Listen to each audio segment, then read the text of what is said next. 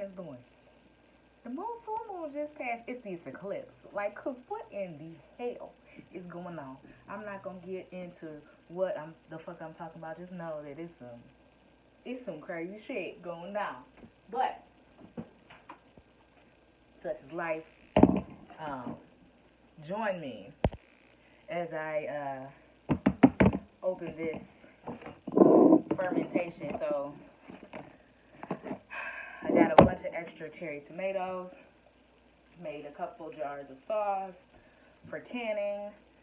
I need to actually go get some more so that I can have some more cans of sauce. Cause first of all, these tomatoes are gonna just get composted. So if I could make some shit for the winter for food and still have farm fresh stuff and don't have to worry about going to the store and not trusting the vegetables or worried about if this is some overly sprayed pesticide ridden food, all the farmers that I go to, most of them are gonna be cutting down on what they do for their growing. I mean, I'm in Michigan, so it's going to be not a lot of vegetables that I can get that's going to be fresh vegetables. There are a few hydroponic growers, but mostly greens. So the more vegetables that I can get that are fresh and I can can or preserve to have throughout the winter, the better until, that land drops and we're doing this straight from farm to table to cabinet ourselves. So, like I said, got some extra tomatoes, so doing a bunch of different ways of preserving. So just to get into the hang of it, again, to one, have stuff for myself, and then to also share with y'all. So cut up the cherry tomatoes, did the usually 2 to 3% salt brine is what I use, and do a lacto ferment with no oxygen, so an anaerobic process. Whew, sorry, my heart is just going because there's some shit going down and it's just making me feel a type of way. Anyway, let me take a deep breath.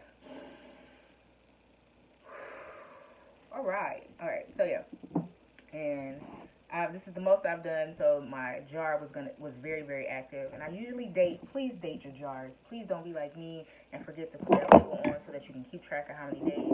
But I know this has been going for at least 4 days, so nice and tangy. So what I'm gonna do now is separate out the brine. Because I did some sauerkraut, and I'm gonna rinse that off real quick. So I did some sauerkraut, checked on that, and put that in the fridge to slow down the fermentation. Ooh, making a mess. Yes. Alright. So I follow a couple of fermenters on the webs. I don't know what that even means. I don't know. But I follow a couple on Instagram, and one of them being Chef Sam Black. And I suggest that if you're into fermentation and you like stuff that's visually appealing, Pascal Baudelaire. He's Belgian, living in California. Also a great resource if you're trying to get into fermenting and you love stuff that's visually appealing. But yeah, Chef Sam Black does a lot of fermenting, and it's all connected because then they tap into stuff that Noma is doing, and I forget what country that is. It's not in the United States, but Noma's Guide to Fermentation. That's a great book to have, another resource. Anyway, so just doing some lacto ferments on that. But Chef Sam Black shows how to utilize all of the parts of your fermentation. So not getting rid of the brine, and being able to use that. Again, he's a chef, so he's gonna have all these ways that you can use it. So I usually separate the tomatoes from the brine. I guess if you're just wanting to keep them in the fridge, you can keep them in the front brine and just have that. But I do something different with the actual tomatoes. Let me not make a bigger mess than I already did. Since these are cherry tomatoes, it's going to be very difficult to separate the skin from the flesh of the tomato. if you're working with bigger tomatoes, and you quartered them, it's easy to pull that skin off. And so what you can do is dehydrate both parts, but you can dehydrate the skin, and it turns really, I mean, you can grind that up for a nice powder. And that's what I did with some, well, clearly, you know, they say if it's not preserved, it will clump. But this is a plum ferment, so lacto-fermented plums, and I took the skin off, dehydrated that, and powdered that. So I'll use this to flavor foods. It's very sweet, very tangy, it's really good, a little salty.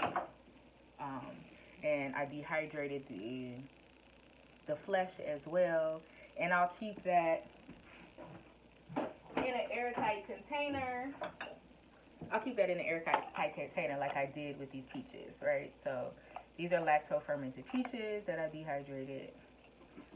So again, I guess you can reconstitute them if you want to, but I usually like chop them up and put them on as toppings for things. So you keep the heat low so that you're not destroying a lot of the probiotic benefits of it. I have to look up to see if dehydrating actually does take away more of the probiotics. Like, you definitely, like, if you make a fermented food and you want it because of the probiotics, you add it to your cooked food last, so that you're not heat destroying it, or use it as a fresh thing. So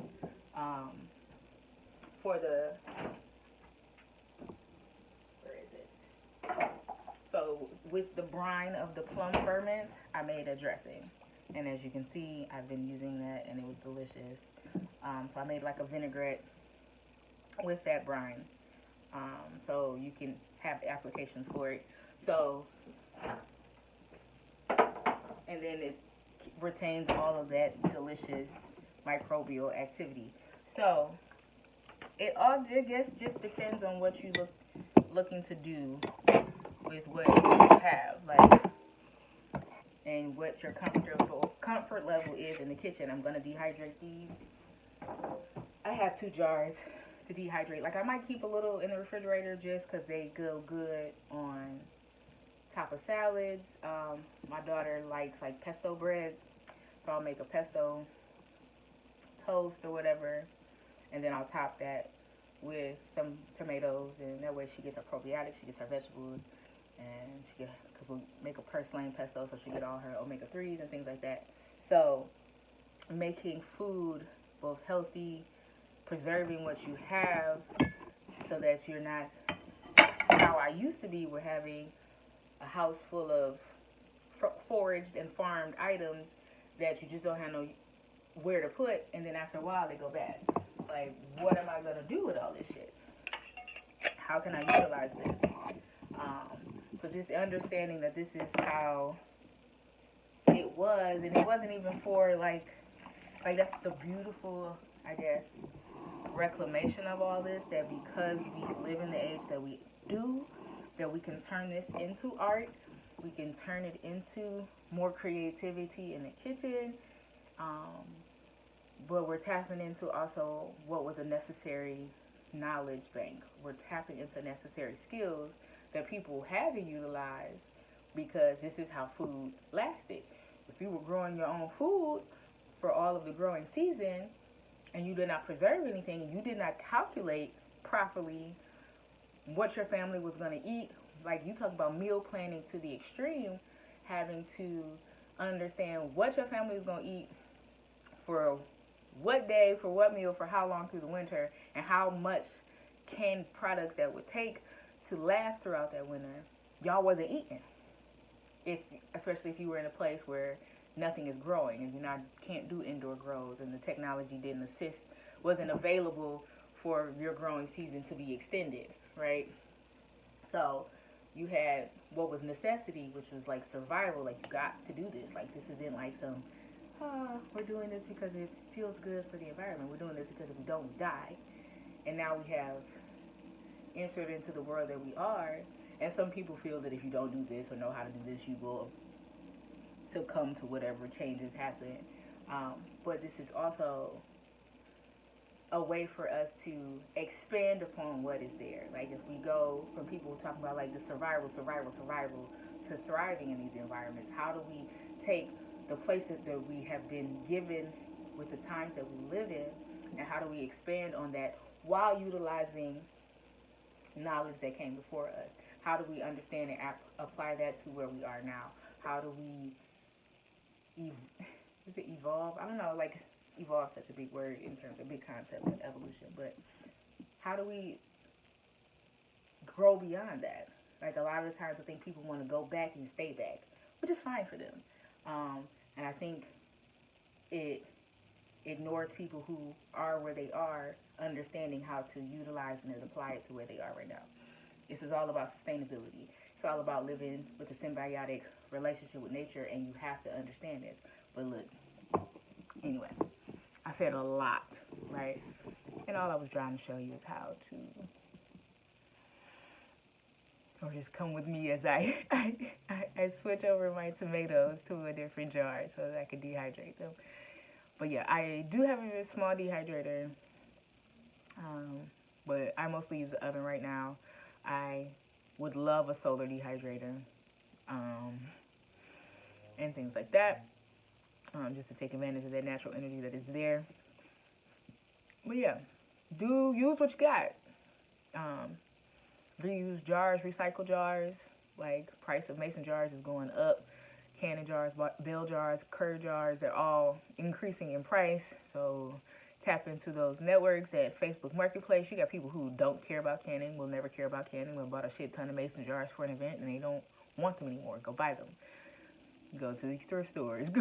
Go to the Goodwill. The jars, as long as they don't have any cracks in them, especially for just like fermenting and holding things. Now we're not talking about canning. Canning, please do not get any cracked jars for canning. But utilize what's out there. If they are food grade safe jars, like if they have preserved food in it, then they can withstand a high heat. There's ways to check the glass to see if it's the appropriate number. But you want a jar that can handle that pressure if you're doing the pressure canning, or handle that heat if you're doing water baths and stuff like that. But just take it one day at a time, one item at a time. Ferment something if that's what you're called to do. See what it looks like. See what it feels like. Like, even if you, I guess, never use it. Like I had a question that I asked on Instagram. Like, what's your favorite fermented food, right? And so in my head, it was kind of like a trick question, but not like really a trick question.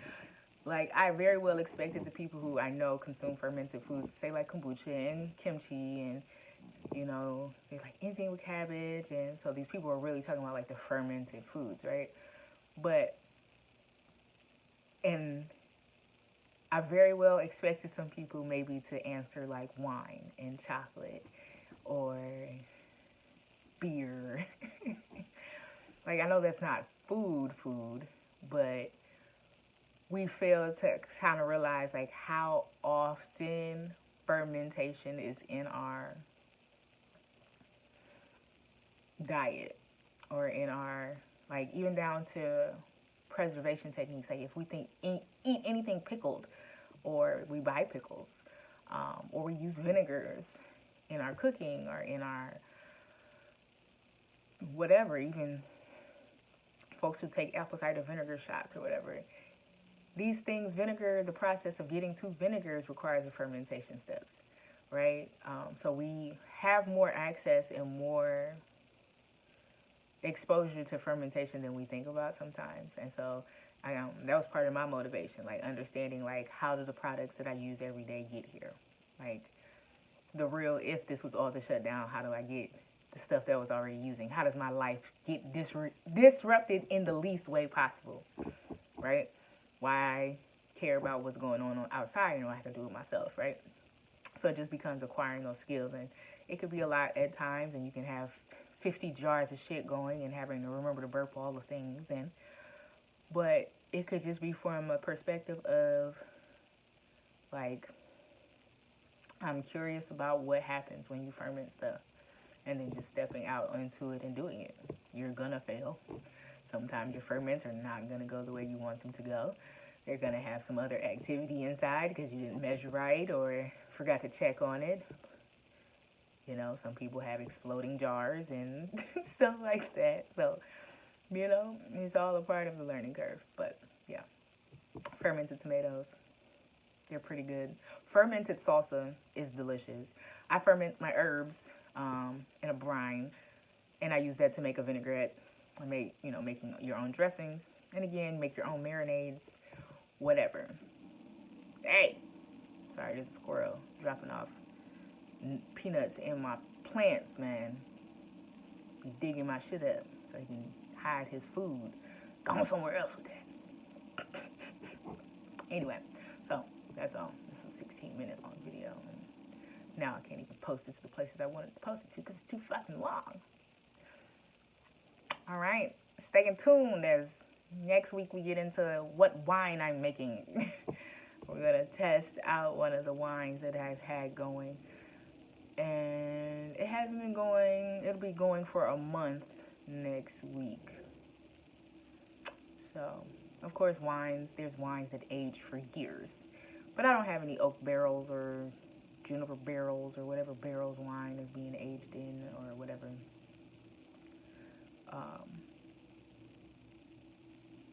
Yeah, so it's going to be a little sweet, which is fine with me. I don't like dry wines. But this is going to be fun because it's going to be my first, hopefully, successful wine making venture in a while. One day I'll tell you the story of who taught me how to make wines and the hood house I was making them in. Story for another time, folks. All right, peace and love.